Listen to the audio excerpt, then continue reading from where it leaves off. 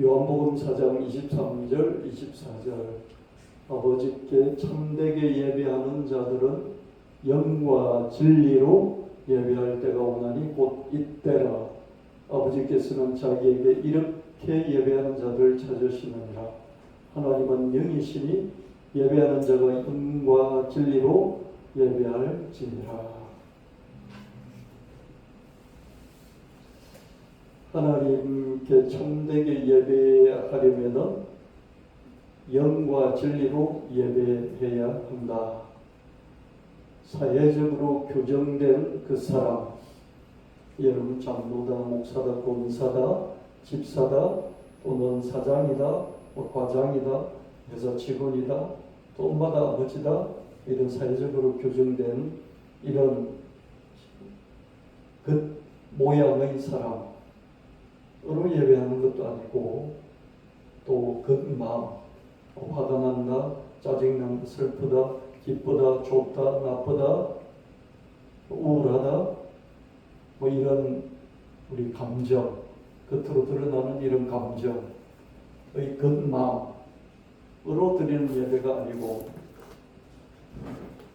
이 겉마음으로 화나고 우울하고 졸리고 또 피곤하고 왠지 침체되어 있는 그런 겉마음을 파고들어서 속에 있는 마음, 곧 영으로 드리는 예배여야 한다.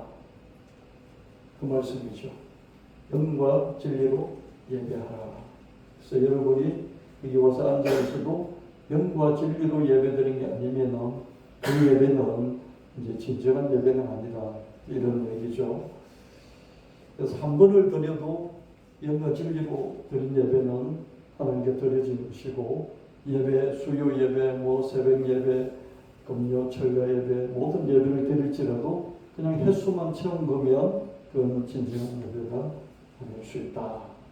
그 사람 그 마음은 주인이 아니고 속마음, 곧 영이 내 인생의 주인이죠. 그 속마음, 곧 영의 영. 지난번에 설교할 때 영혼이라고 그랬죠. 영혼은 영어로 번역하면 soul이라고 그러잖아요. soul은 영과 혼이 합쳐진 그런 개념이고요.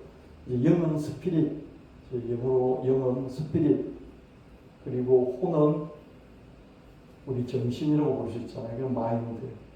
그래서 영혼 이러면은 그냥 스피릿이라는 뜻으로 영이라는 뜻이기도 한데, 영혼을 이렇게 쪼개면 영이 있고 혼이 있다, 이렇게 쪼개서 설명을 한다면 영혼은 영과 마음을 합친 개념이다. 이렇게 본다면 영으로 예배드린다는 것은 영혼으로 예배드린다는 말보다는 영으로 예배드린다는 말이 좀 더 맞을 것 같죠, 그죠? 근데 영과 혼을 구별 안 하고 영혼을 하나로 보는 경우에는 영으로 예배드리는 것을 우리가 영혼으로 예배드린다. 그래서 저는 그냥 성경의 편의를 위해서 영으로 예배드리는 것을 영혼으로 예배드린다. 이렇게 표현을 계속해 왔습니다. 오늘은 그 영이라고 이렇게 표현을 해봤습니다. 속마음이 영이다. 속마음, 곧 영에 계신 주님, 주님의 영. 주님의 영은 성령이죠. 성령 하나님이 참 주인이다.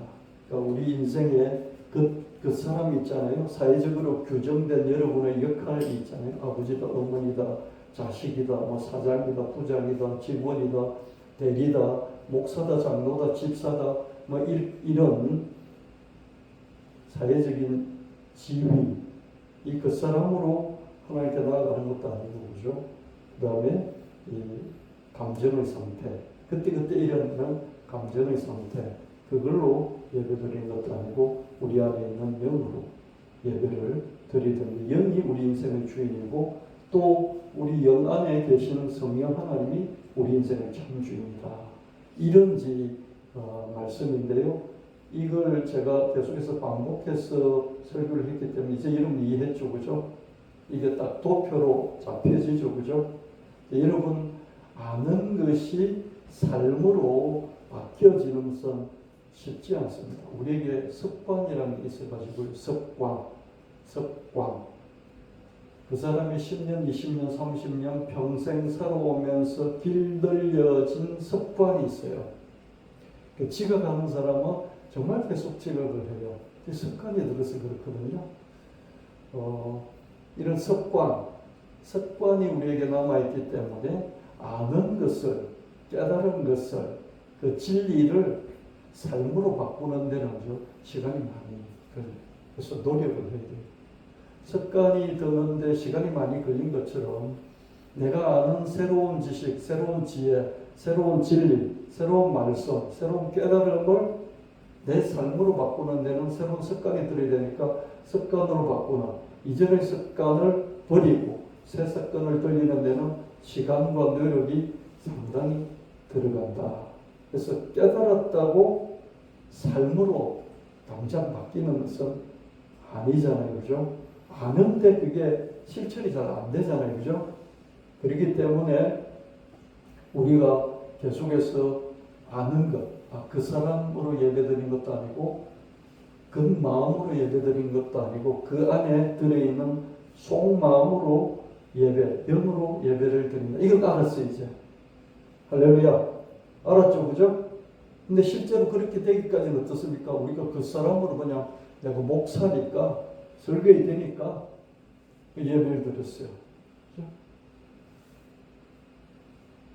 이것을 바꿔서 진짜 목사든지 뭐든지 다 내려놓고 내 영으로 하나님께 예배드리는 이것이 될 때까지는 새로운 습관을 들여야 되는데 그렇게 될 때까지는 많은 노력과 집중력과 또 습관이 붙어야 된다. 그런 말씀이죠. 그래서 여러분들도 평상시에 한번 체크를 해보라고. 저도 주중에 체크를 해보는데 잘 안 되더라고요. 그냥 목사니까 습관적으로 목사가 해야 되는 거니까 하는 그런 습관이 안 바뀌고요. 그리고 그냥 그때 마음의 상태 있잖아요. 그때 순간순간의 감정의 상태. 그게 주인이 돼서 살아가고 있는 거죠. 진짜 내 마음 깊은 곳에 있는 속마음, 내 영으로 하나님을 찾는다. 의도적으로 제가 여러분에게 설교한 내용을 곱씹으면서 나는 지금 영으로 예수님을 찾고 있나? 이렇게 체크를 할 때 비로소 그죠? 한번 영으로 진짜 주님을 한번 찾아봐야지 이렇게 한번 노력하게 된다. 노력 한번 한다고 이렇게 막 그게 계속 유지가 되는 것도 아니. 목사인 저도 그렇습니다. 그렇기 때문에 여러분들도 아는 깨달음이 삶의 습관으로 바뀌어질 때까지 계속 이렇게 주의를 환기시켜. 마치 그렇지. 그러면서 주의를 환기시켜야 되고 또 어떻습니까? 그게 습관이 되도록 계속 반복을 할 필요가 있다. 아멘. 제가 요즘 새로운 습관을 들려보려고 노력하는 것 중에 하나가 왼손으로 밥을 먹는 습관을 해보는데요. 제가 평생을 살아오면서 60년 넘게 오른손만 썼어요. 왼손으로 밥을 먹어본 적이 없어요. 그래서 이제 왼손을 먹기 시작한 지가 한 2달 정도 되는데요. 정말 잘 안 되더라고요. 왼손을 무시하고 똑같은 손인데 왼손을 무시하고 내팽개친 거죠. 아니면 너무 약하다고 그냥 보호해야 된다 그러면서 쓰지를 않았다는 것이죠. 써보니까 어떻습니까? 정말 안 되더라고요. 오른손으로 하는 습관이 이미 굳어가지고요. 저는 오른손 젓가락질로 생닭도 뜯어먹을 수 있다. 이럴 정도로 이제 숟가락질에 자신이 있는데 왼손은 정말 이렇게 콩 하나 집기도 힘들더라고요. 습관이 그렇게 익숙해질 때까지는 힘이 많이 들어요. 1년 꼬박 하면 좀 될 것 같아요. 이제 조금만 되거든요. 여러분들 해보세요. 오게 되는 건 아니지만 저는 이제 이렇게 평생 이렇게 살았을까 그러면서 나는 하던 것을 초질간 계속하는 그런 주의거든요. 하던 것을 초질간 계속한다. 그게 제가 인생 살아온 그런 저희 그 습관이었어요. 이렇게 살아서는 안 되니까 한번 바꿔보자. 그 조그만 거 하나 바꾸는데도 쉽지 않았어요. 그래서 여러분들이 이제는 하나님께 예배를 드는데 영으로 드리고 내 영 안에 하나님 계신다. 내 밖에서 하나님 찾는 것이 아니라 내 안에서 하나님 찾는다. 여러분 밖에서 하나님 찾는 게 쉽습니까? 자기 안에서 찾는 게 쉽습니까? 밖에서 찾는 게 훨씬 쉬워요. 왜 그렇습니까? 그렇게 평생 살아왔어요. 그렇게 평생 신앙생활 했어요. 어느 집회 가서 하나님 만나려고 그러고, 어느 목사님 설교 듣고 만나려고 그러고, 어느 목사님 안수 받아서 만나려고 그러고, 어디 뜨거운 성령의 불 집회 거기 가면 나도 받겠지 그러면서 찾아가고요. 그렇게 신앙생활 해왔어요. 근데 내 안에 성령이 계시다 그렇게 배웠지만 연습을 한 번도 안 했어요. 한 번도.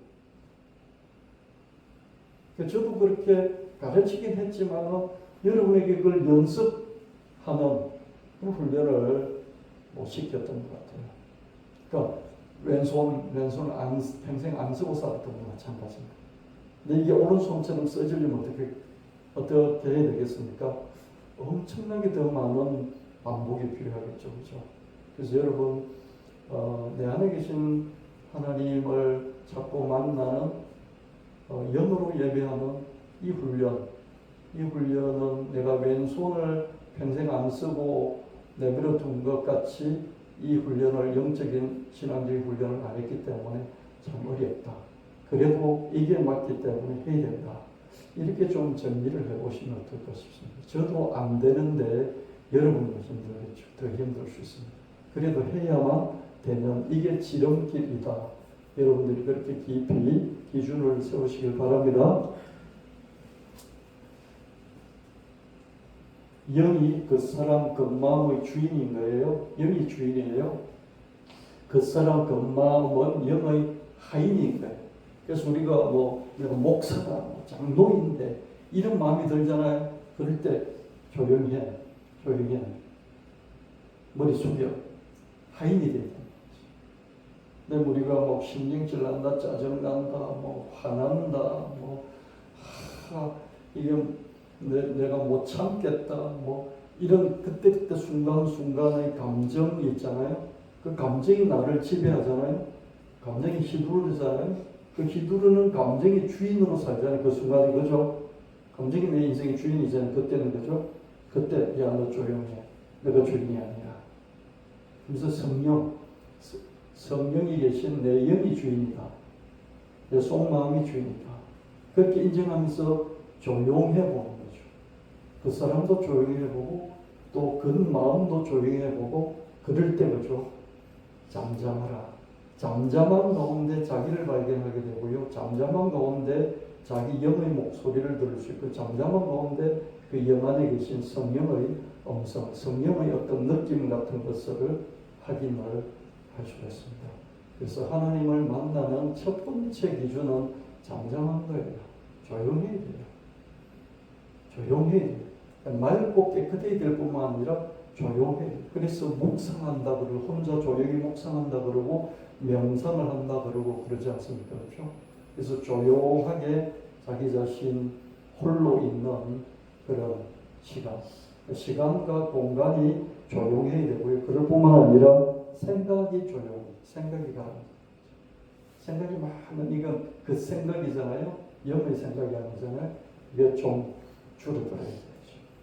근데 이 훈련이 정말 어렵습니다. 해도 안 나요. 그래서 불교 성녀들은요, 이거 하는데 20년, 30년, 50년 평생 걸려서 이 훈련을 하고 있어요. 이 생각을 가라앉히고 조용하게 마음을 가라앉히고. 근데 우리 기독교는 그냥 방언으로 통성기도 합시다. 그러면서 하잖아요. 그죠? 그래서 이런 훈련들이 참 안 돼 있는 것 같다. 저 자신도 그럽니다. 생각이 멈춰 본 적이 없거든요. 여러분 생각이 멈춰 봤습니까? 잘 때 빼고, 잘 때도 꿈꾸면서 생각하잖아요. 그죠? 잘 때도 꿈꾸면서 생각해요. 제가 그런 찬양도 하나 만들었는데요. 여러분에게 다음에 들려드릴 기회가 있는지 모르겠습니다. 좋을 때 있잖아요. 좋을 때. 깜빡하면서 30초, 1분 좋을 때 있지 않습니까? 여러분 좋을 때 가장 행복감을 느껴봤지 않습니까? 저는 좋을 때요. 졸고 나서 비몽사몽간에 내 생각이 없어질 때, 좋을 때, 졸 때만큼은 자기 생각이 없어지거든요. 그때 너무 행복한 그 순간적인 짧은 10초, 20초, 30초 의 행복을 느끼고 했어요. 왜 이렇게 행복할까? 그 감정도 생각도 딱 멈추거든. 그래서 이게 참 존다는 게 행복하구나. 그런 생각이 들었어요. 그래서 멍 때린다고 그러잖아요. 멍 때린 게 뭐예요? 생각과 감정이 중지하는 거잖아요.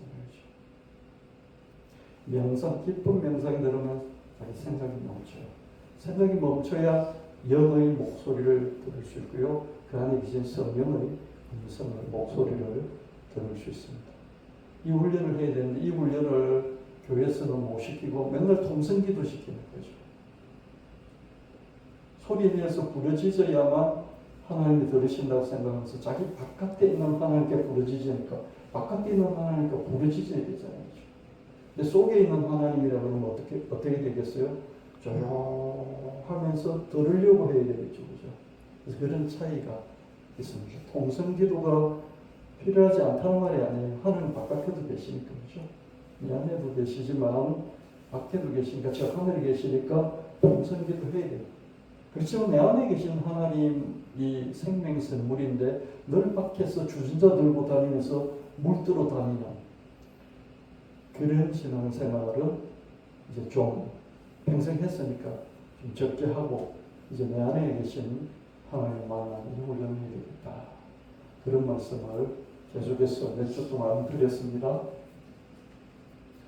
그런데 영으로 드린 예배는 개인 차이가 있다. 자, 보세요. 주인이 영이고 참 주인은 우리 영 안에 계시는 성령이시죠. 그죠? 그래서 그 사람 그 마음이 영을 주인으로 모시는 거죠.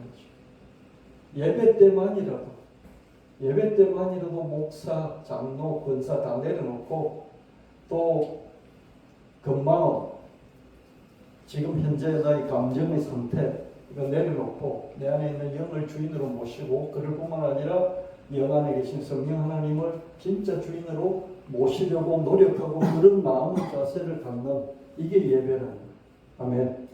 그냥 기도한다고 예배가 아니고 찬송한다고 예배가 아니고 이런 자세를 포지션 그 사람 고개 숙이고 그 마음 고개 숙이고 영이 딱 똑바로 자기 자세를 딱 취하면서 성령 하나님을 참주인으로 모시는 이 상태, 이런 자세, 이런 마음가짐 이게 예배라는 거죠. 아멘. 이렇게 정의를 예배의 정의를 요한복음 4장을 기준해서 내리는 정하는 이런 정의 누가 내려주는 걸 제가 어디서 배운 게 아니고요. 저 스스로 이렇게 좀 깨달아서 같이 말씀을 하는. 그렇지만 영으로 드린 예배에도 개인 차이가 있어요. 왜냐하면 우리 영마다 지성, 감성, 의지, 체험이 다르죠. 김종춘의 지성과 감성과 의지와 또 평생 살아온 그 체험들을 하고 여러분이 살아오면서 갖고 있었던 지성, 감성, 의지 또 체험이 다르잖아요. 그죠?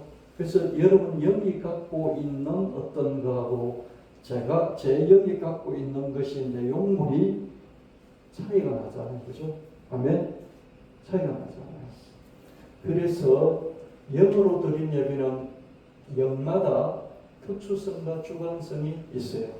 제 영은 김종춘 영은 김종춘 영이기 때문에 김종춘의 특수한 성격이 있고 또 김종춘의 주관적인 성격이 있어요.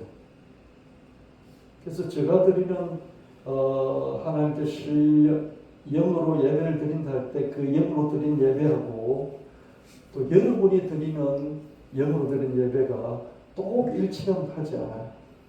다른 부분들이 있을 수 있어요. 이게 특수성과 주관성이에요. 특수성이란 건 뭐예요? 그 사람에게 특별한. 주관성은 뭐예요? 그 사람에게 주체적인. 이게 특수성과 주관성이에요. 여러분,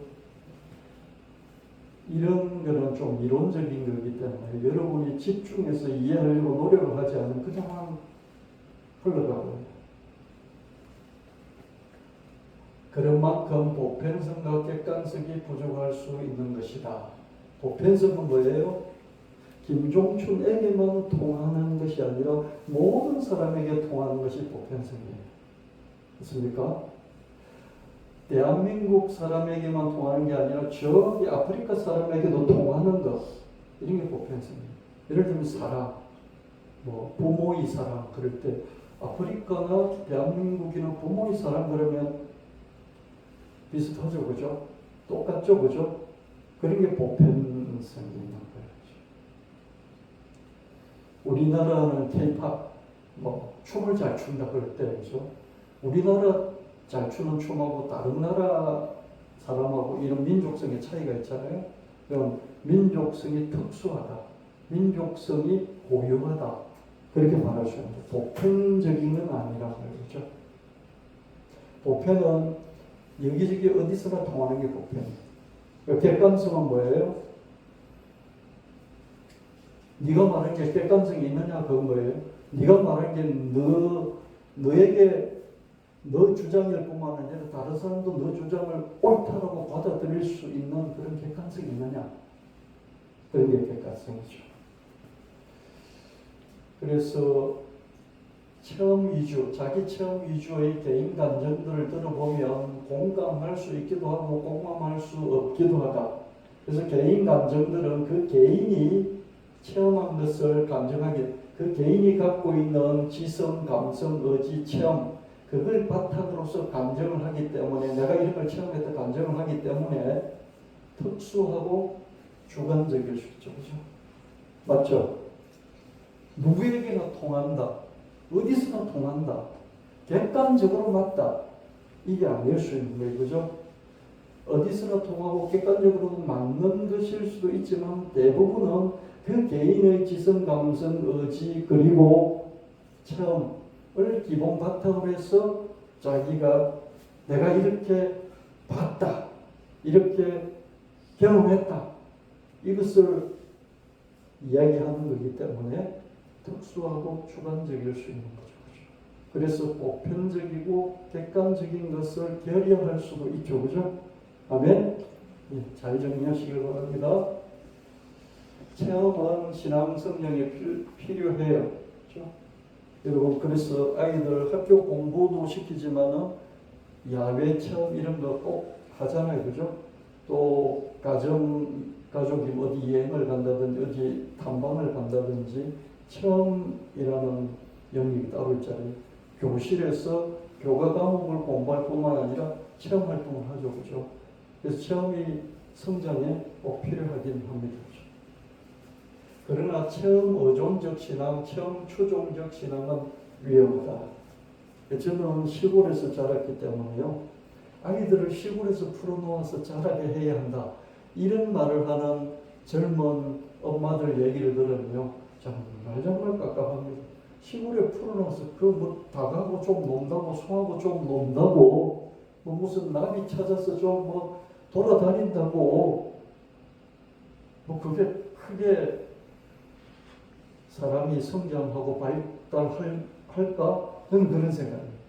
저는 시골에서 이게 학교 공부를 제대로 안 하고 시골에서 자랐기 때문에요. 저는 늘 학교 공부 부족을 느껴요. 교실에서 딱 제대로 책을 통해서 이렇게 지성적으로 지식을 터득하고 이렇게 공부지. 저는 그런 게 좀 가요. 그게 부족했기 때문에. 제가 중학교 마칠 때까지 교과서 외에 다른 책을 한 권도 읽은 적이 없어요. 신기하죠. 다른 책을 한 권도 읽은 적이 없어요. 사준 적이 없으니까, 우리 집에서. 그죠? 또 그런 책이 없으니까.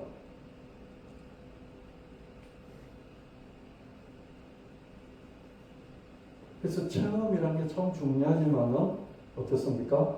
체험 의존적인, 학생이 학교는 안 가고 맨날 어디 돌아다니면서 체험해서 공부하겠대. 그런 것들은 위험할 수 있겠다. 체험 의존적 신앙, 체험 추종적 신앙은 위험할 수 있다. 특수성과 주관성의 함정에 빠지기 때문입니다. 체험적 개인 감정들은 대체로 이런 함정에 빠져야 되지. 자기가 체험한 걸 막 신나게 이야기를 하는데 맞아요. 자기도 그거 처음 했으니까.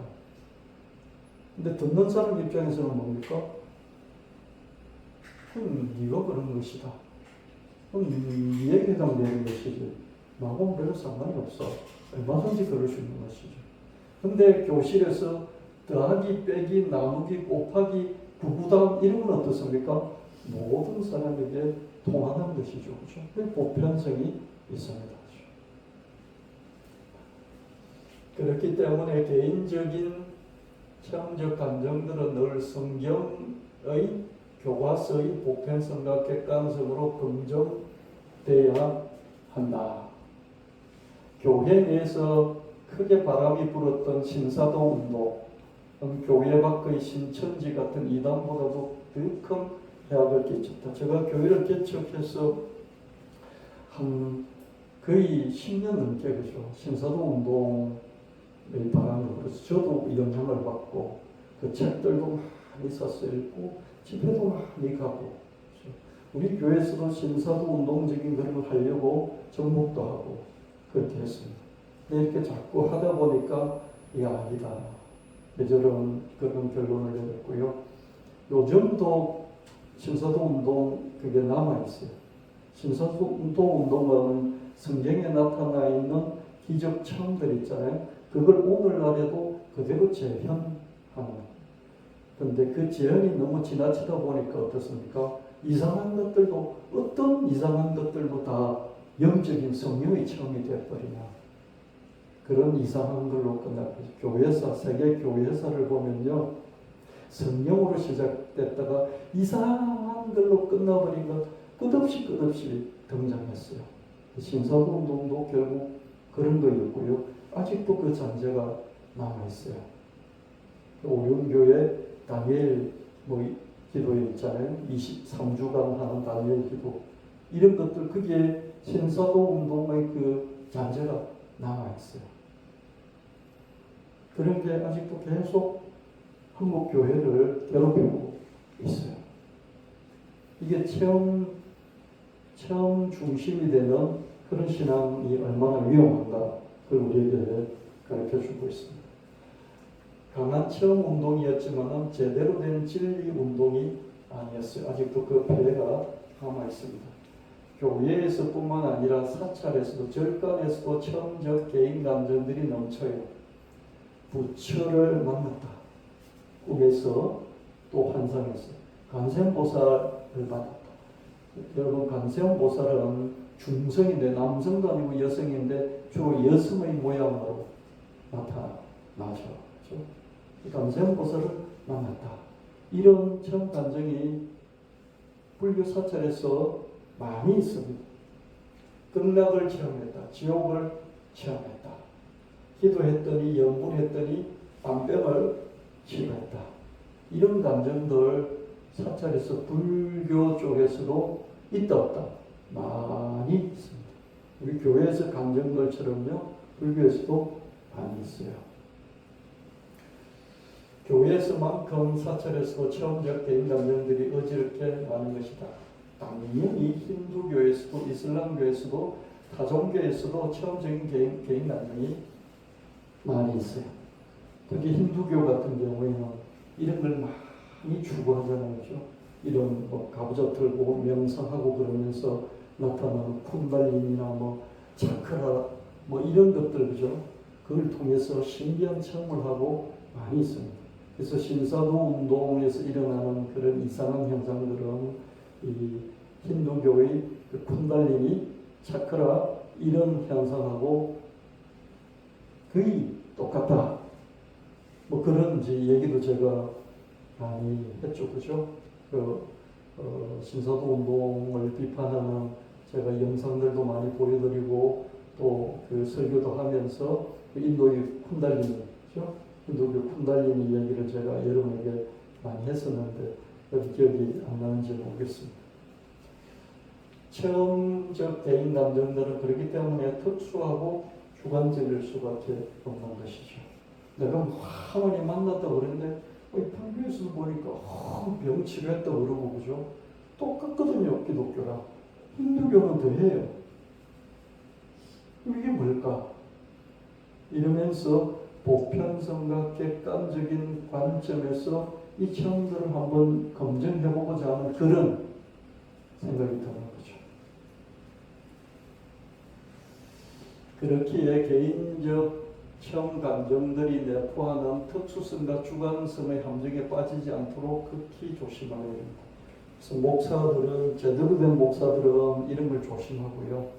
이게 빠져버리면 주님을 놓쳐버리고 진리를 놓쳐버리기 때문에 불교의 고성들도요, 신통한 체험들을 하거든요. 신통한 체험들을 하는데 그 신통한 체험들을 버리려고 애를 많이 써요. 고성들이요. 불교의 고성들은 신통방통한 체험들, 자기들도 돌을 닦으니까 체험할 것 아니겠죠. 불교에서도요, 귀신 체험을 많이 해요. 우리는 불교를 귀신이라 그러는데 불교 성녀들은 어떻습니까? 돌을 닦으면서 이 마귀들, 귀신들 체험을 많이 한다고요. 그래서 어떻게 하든지 그런 체험에서 벗어나려고, 체험이 진리가 아니니까 애를 많이 써요. 그런 자기 제자들이 그게 빠져있으면 그걸 교정하려고 애를 많이 써요. 성경의 보편성과 객관성으로 검증할 수 있어야 한다. 하나님께 참되게 예배하려면 영으로 예배해. 그러나 영으로 예배하는 것은 그 영마다 지성, 감성, 의지 또 체험이 다르기 때문에 영으로 예배할지라도 어떻습니까? 그래서 영으로 예배한 감정들을 하는데 죽음 받아들이기 힘들어 하는 그런 부분들이 있다 없다? 있다. 왜? 그 사람 특수성과 그 사람의 주관성이기 때문에 특수하게 그 사람이 주관적으로 하나님을 만나고 체험한 것입니다. 아멘. 그럼 나의 영이 그런 것을 체험 안 할 수도 있고 그 체험을 하고 싶지 않을 수도 있어요. 그렇지 않아요? 난 지금 체험 안 하고 싶어. 그럼 지금 안 보고 싶어요. 귀신 안 만나고 싶어요. 나는 내 기질적으로 내 영이 그런 걸 그렇게 손을 안 할 수 있잖아요. 그죠? 너 그러고 막 서운한 사람이 있어요. 막 투시 은사 받았다고 그러거든요. 투시 은사는 그 사람의 마음을 깨뜨려서 알아맞히는 거예요. 실제로 이런 은사 불교에서도 있고요. 도력이 높아지는 게 보여요. 기독교에서도 있어요. 투시 은사가.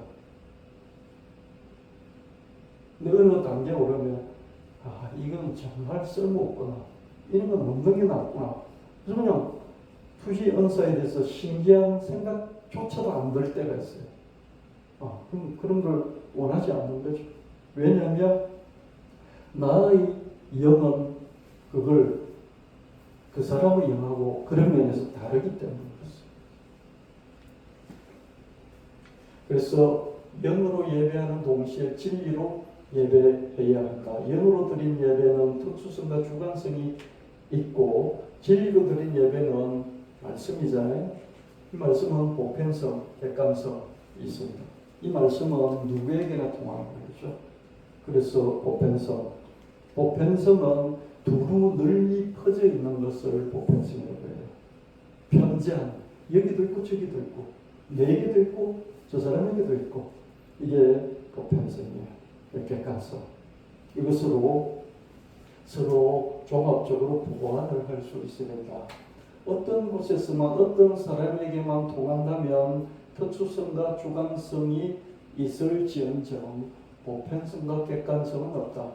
진리에는 어디에서나 누구에게나 통하는 보편성과 객관성이 진리라 그러는 게 없죠. 진리라 그러는데 일본 사람한테는 통하는데 우리나라는 안 통해요.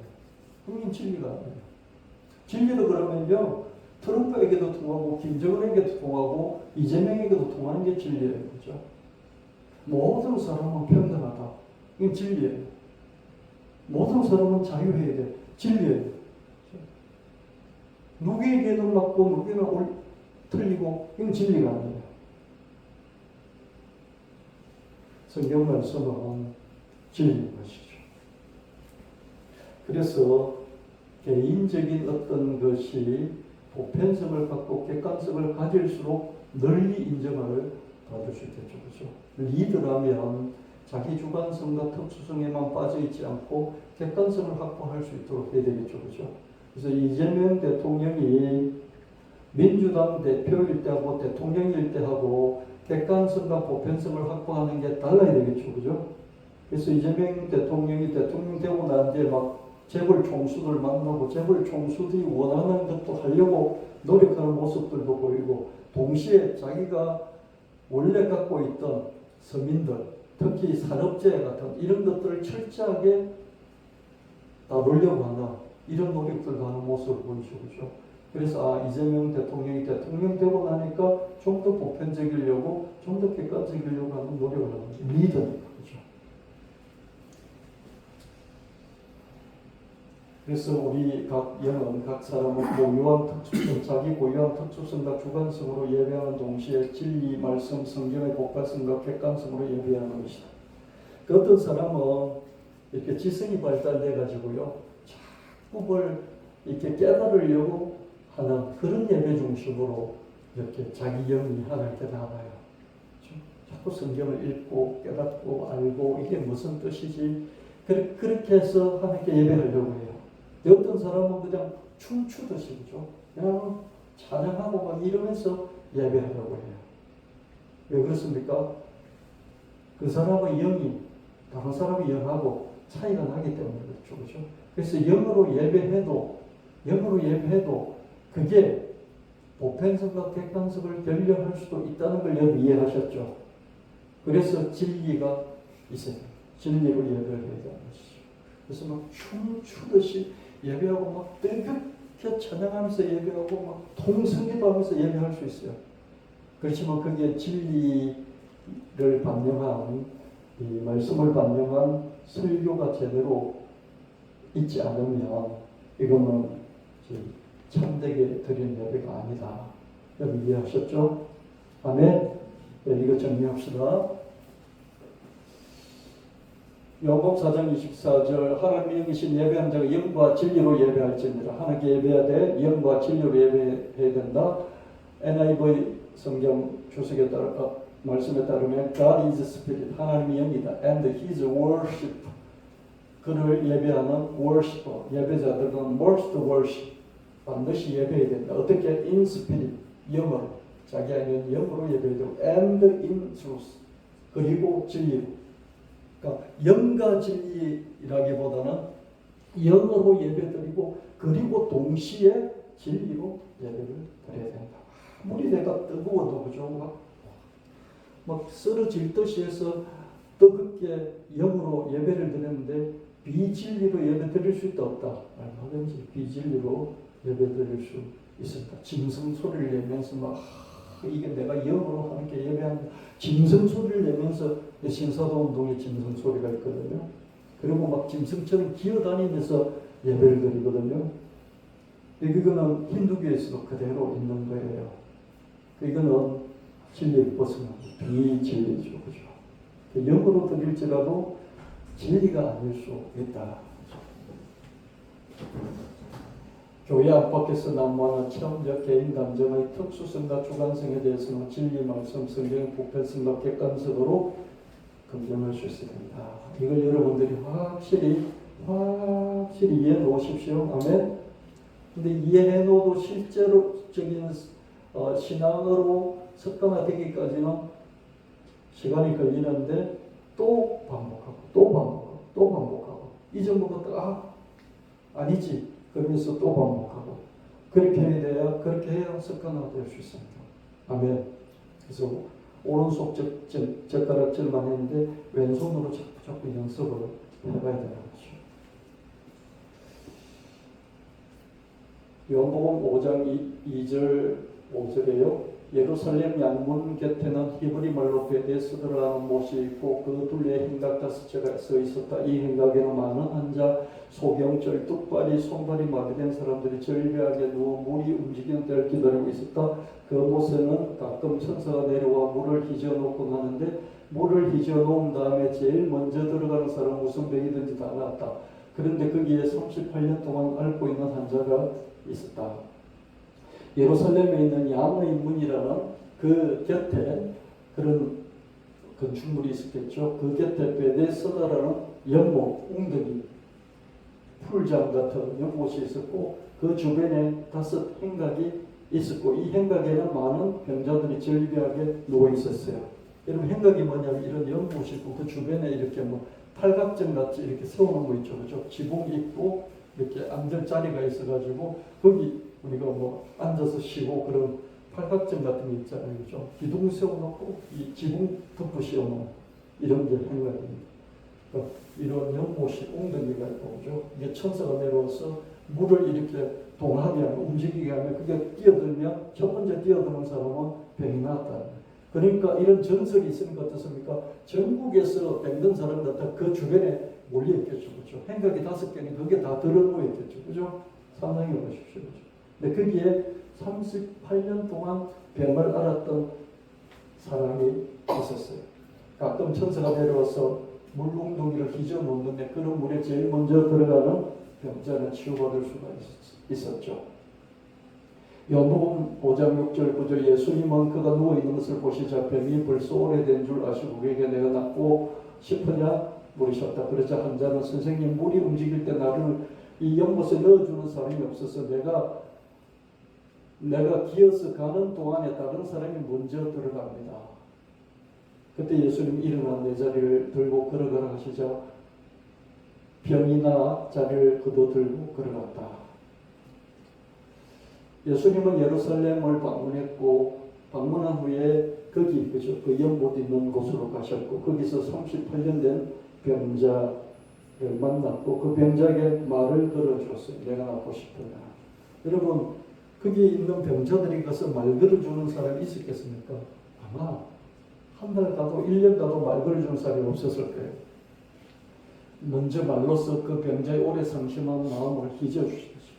물을 연못을 휘저어주시지 않고 그 사람의 마음을 휘저어주신 것을 볼 수 있죠. 우리 마음은 상심해서 푹 꺼져 있을 때 있잖아요, 그렇죠? 그때 누군가 말로써 그 마음을 휘저어줄 수 있겠죠, 그렇죠? 예수님 그렇게 하셨습니다.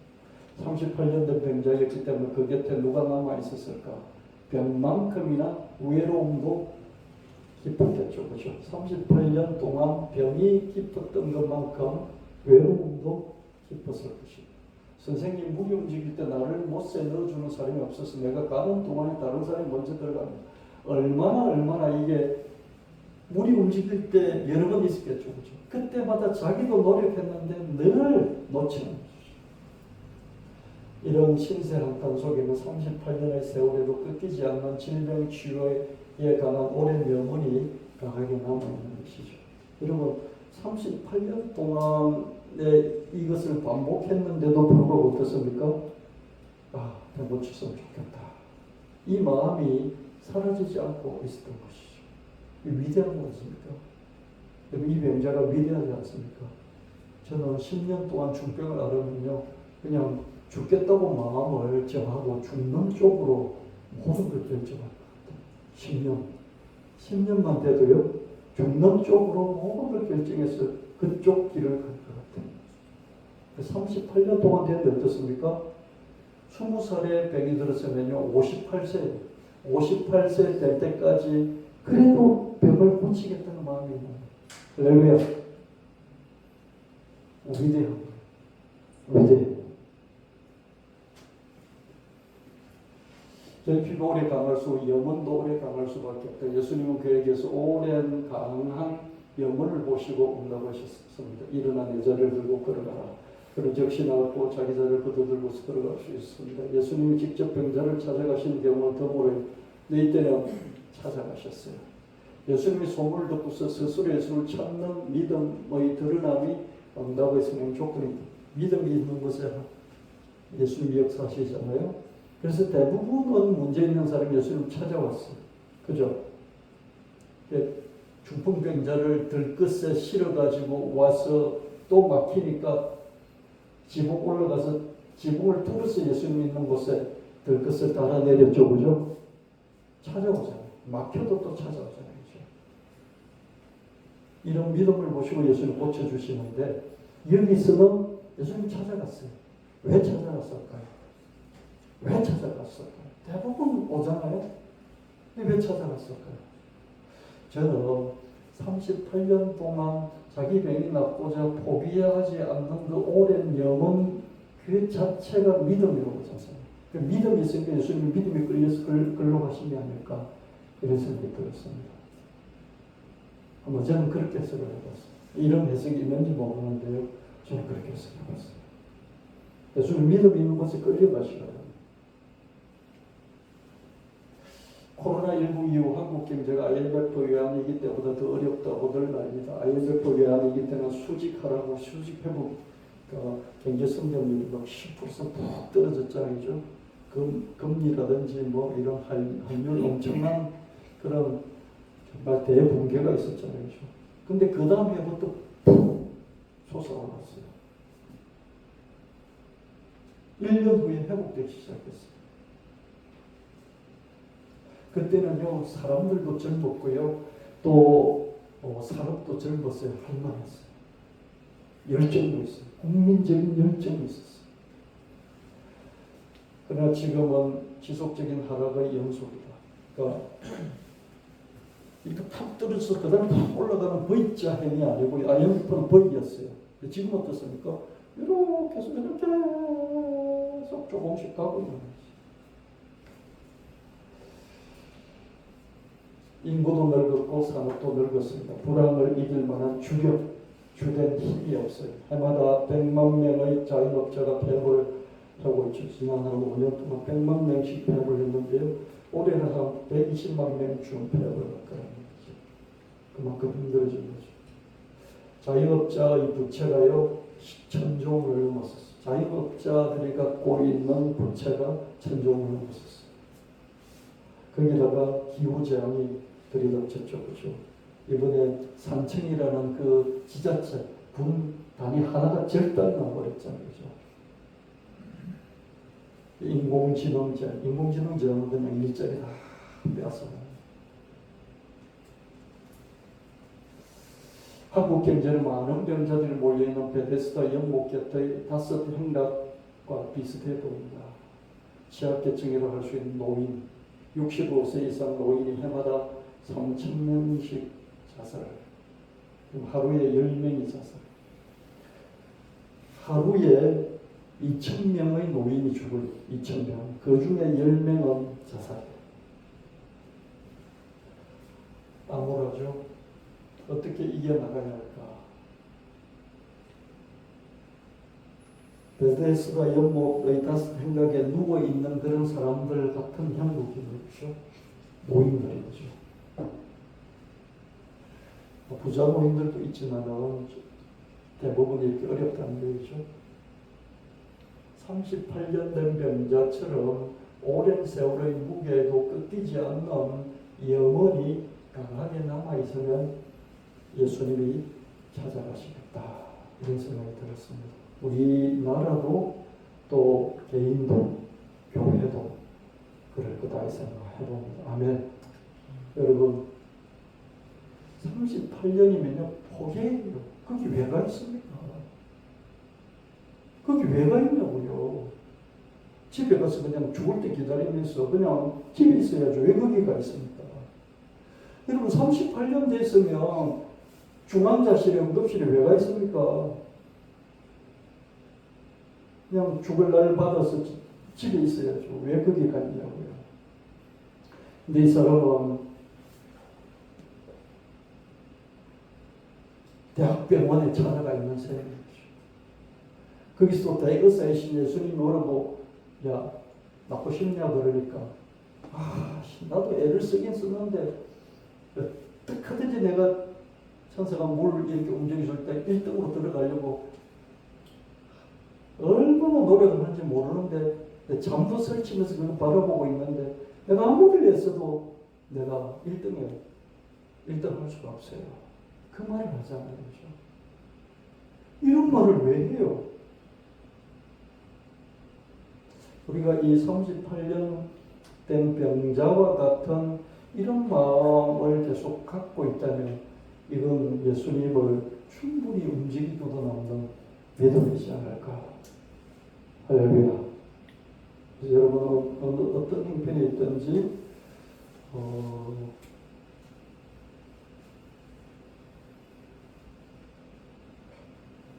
일찍 죽는 것도 괜찮아요.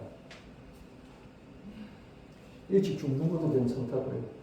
그걸 하나님 앞에서 기도하고 또 결심하고, 그래서 나는 이 길을 갈란다 하면 일찍 죽는 게 괜찮아요. 근데 일찍 죽겠다고 결심을 하지 않고 기도하지 않았다면 어떻습니까? 살아야 되지 않죠? 그럼 어떻게 삽니까? 이 38년 된 병자처럼 소원을 넘어서 영혼은 끝까지 포기해 잡고 끝까지 강하게 붙드는 소원을 영원이라고. 영혼을 가지시고, 영혼이 강하다는 것은 구함도 강하다는 거예요. 아멘.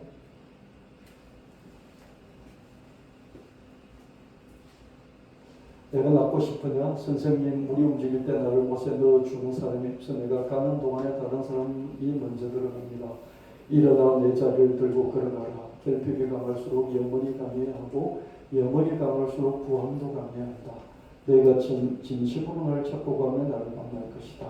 You will seek me and find me when you seek me with all your heart. 나를 구하고 찾으라. With all your heart. 내 마음 전체를 쏟아부었어. 너 마음 전체를 쏟아부었어.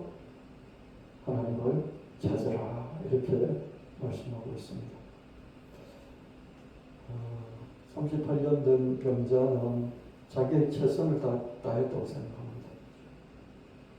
그런 와중에도 물이 동할 때마다 내가 1등으로 가려고 얼마나 내가 애쓴지 압니까? 예수님께 신세한탄도 하면서 그 속에서 그 강한 그 불꽃, 그 타오르는 그 영혼의 불꽃을 예수님 보셨잖아요. 듣자 말자 즉시 일어나 내 자리를 들고 일어나 걸어가라. 이렇게 말씀하셨습니다.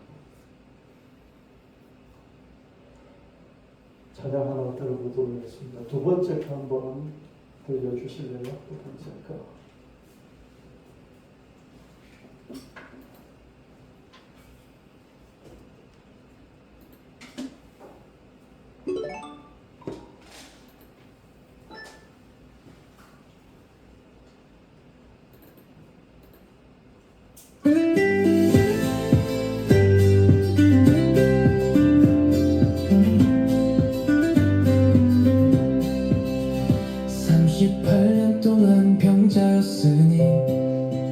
몸 하나 가누기도 힘들었겠지. 긴 병에 누가 곁에 남아있을까. 몸보다 마음이 더 아팠겠지. 실은 외로움이 더 컸을 거야. 네가 남기를 원하느냐. 그에게 다가가시는 예수님 아무도 안 도와주는데요. 그의 하늘 알아보시는 예수님 일어나 자리를 들고 걸어가라. 그의 하늘 풀어주시는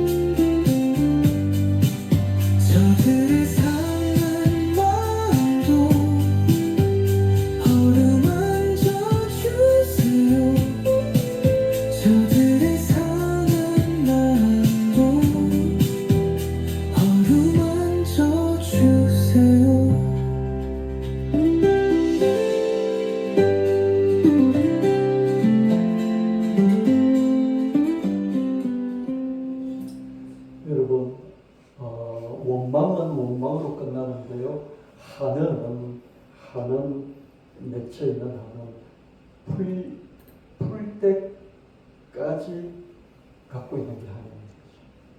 자기 죽기 전까지도 갖고 있는 게 아니에요. 죽어서도 자식 때에서라도 풀고 싶은 게 아니에요. 자식이 못 풀리면은 손주 때라도 풀고 싶은 게 아니에요. 우리나라는 한이 많은 민족이잖아요.